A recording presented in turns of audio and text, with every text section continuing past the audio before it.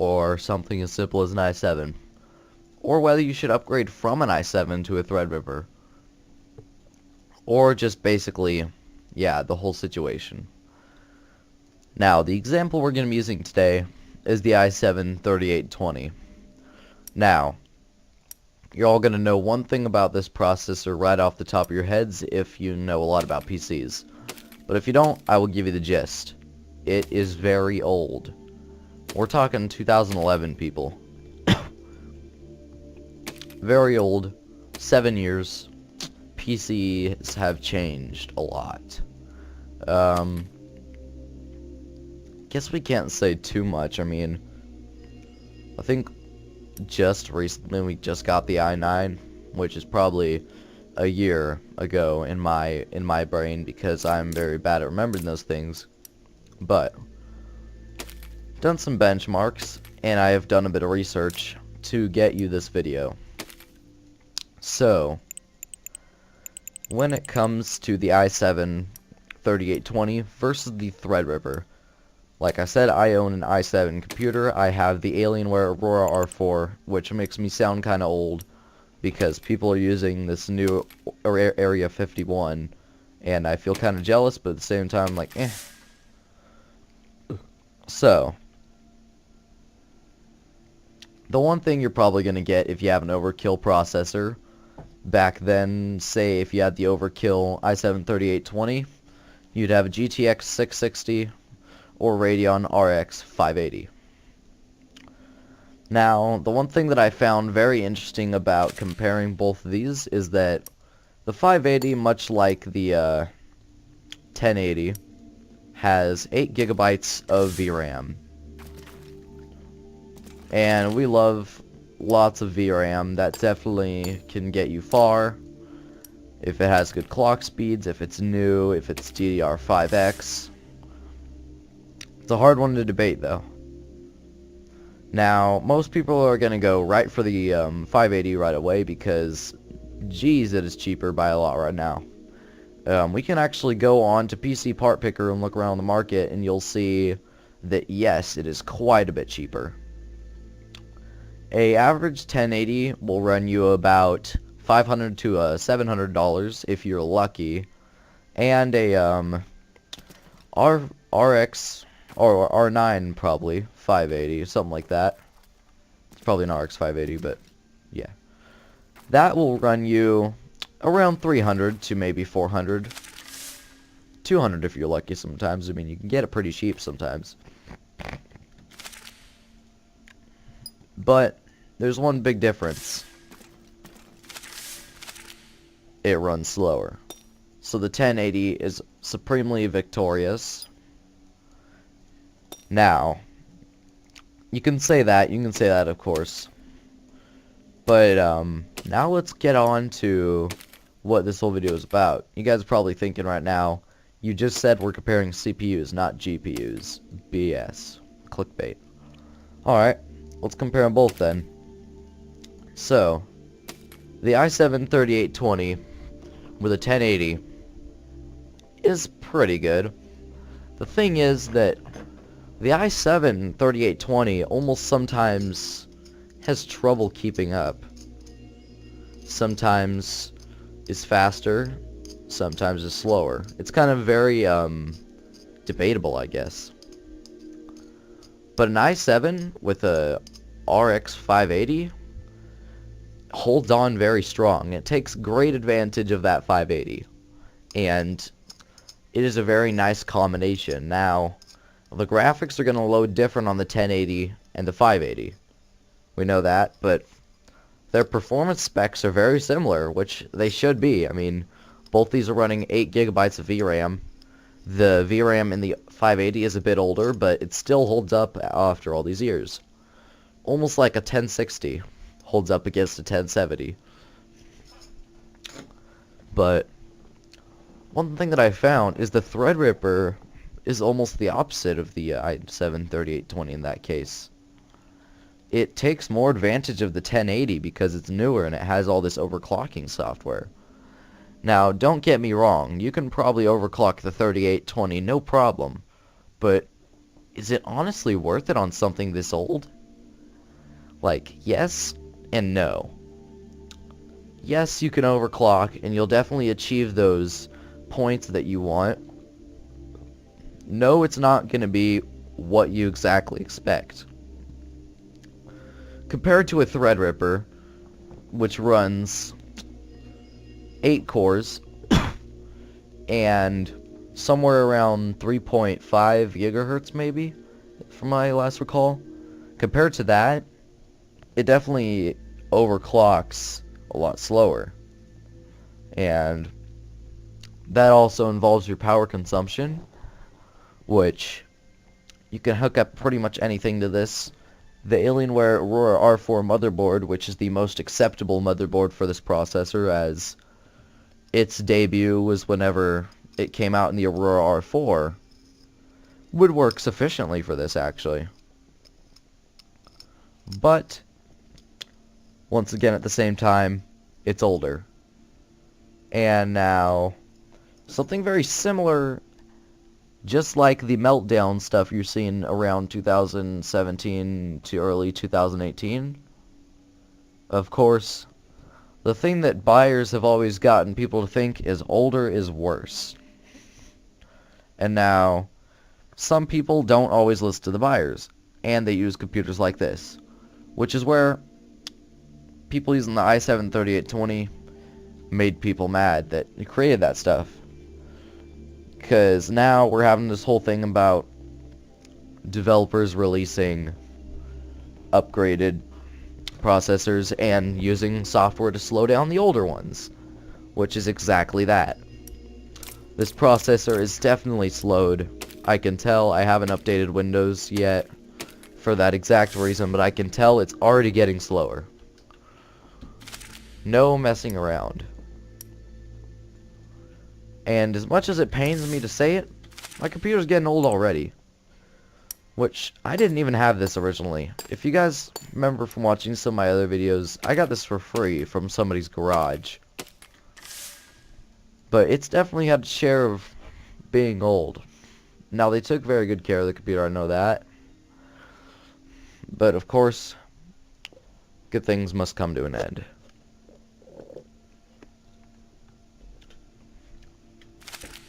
Now, Threadripper.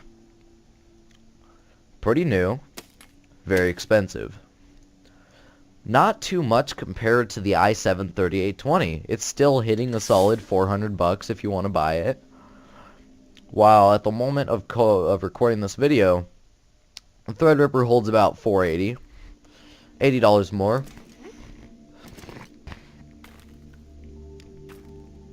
Which is, of course, iffy. I mean, most people take it like this. AMD is pretty much the smaller brand, and there's Intel, the big brand, selling these bigger processors. And now, everybody's probably going to be saying that I'm not taking an option. I'm only saying I'm being biased, which, in some cases, yeah. I mean, I like AMD, but at the same time, of course, Intel's better, obviously. But let's keep this in mind. Intel's, I guess, most best processor that they recommend right now for high-end gaming and running multiple rigs is the Core i9. And i9s are, of course, just like the Threadripper. If you want something good, they're expensive. But the Threadripper costs about 3 to 6 times less, somewhere in that area.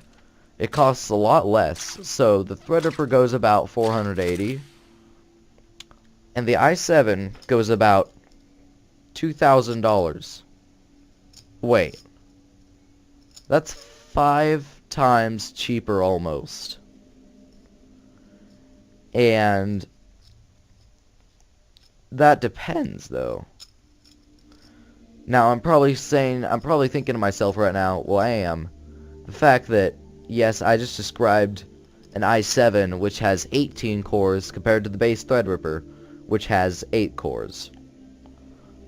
But, fine, we'll amp it up a little bit on the Threadripper's side, because that's kind of unfair, isn't it? Unfair for Intel and unfair for Threadripper in some cases. Let's up it up to the Threadripper 1950X. 16 cores. Some clock rates that are pretty good. Now let's compare them. Threadripper 1950X. Just a little shy of $1,000. But still viable. i9. Just a little shy of $2,000. And only 2 cores more. What the flip? Basically, that's going to be a bit of math. So, I'm actually going to pull out my calculator right now. And we're going to do some simple mathematics. So, 18 cores for $2,000. So we're going to go 2,000 divided by 18, which is 111. Which basically, that puts a single core of this son of a gun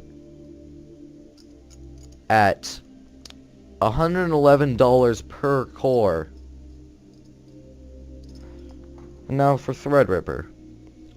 16 divided by 1,000. Or 1,000 divided by 16, my bad. That's going to be $62.5. Now, once again, you're saying that is unfair. So let's add on those extra cores, which will be which will be about, let's think here, 125. So 1,000 plus 125, $1,125 for 18 cores on the Threadripper side. That's pretty crazy of a difference. Basically, the math here is that Threadripper's cores are $62.50 a pop. The i9's cores are $111.10 a pop. Bam. Threadripper wins. Yay, yay, hallelujah, love it. And now, let's apply this case to our friend that we've been talking about here, the i7, and the Threadripper 1900X. Now, if you guys do this math at home, the results are going to be very much the same. Basically, the i7's cores are going to cost more. So yeah. You can say my descriptions are cruddy. Yes, they're very cruddy, because here's why. I am legit just sitting here doing this, looking up stuff that I am doing off of. And you may think I'm reading someone else's post. I did my own research. And I went on and did a lot of testing and benchmarks. And I did all the math previously before the video. But yet, I did this math on hand because I hadn't done it in a while, just to show you guys. And so, ultimately, for price to performance, Threadripper is more worth it than the i9 or the i7. It depends on what you buy, though. Now, I can agree. I did not apply this math to our brand new i7, our like state-of-the-art i7 that's new and out, 8700K. There's some good price to point ratios there. But not everybody's gonna go out and buy an 8700K i7. And you may be saying, not everybody's gonna go out and buy a 3220 i7. But it's older, which means it's going to be easier to find, and people aren't going to look at it more like that. You say 3820 i7 to somebody that knows a lot about PCs, they'll probably say it's old. You say an i7 7700K to somebody, that's going to seem a lot more valuable to them because it's newer. But that's where Threadripper has its own differences as well. Threadripper is the newest release from the line of Ryzen processors. And you're probably going to be saying, you messed up there, and you didn't take that into account. Actually, I did. Once again, it's the same thing as before. Sure, Threadripper is newer, and its price points are higher, but even with these new processors, the price to performance ratio is still better. And now you're probably going to be saying to me, price to performance ratio doesn't matter depending on what you're buying. If you go out here and buy, what the hell?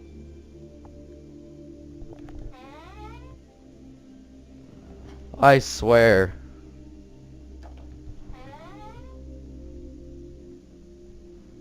To hell with it. Sorry guys. My dad is messing with me. Anyways. I can't remember what I was talking about now.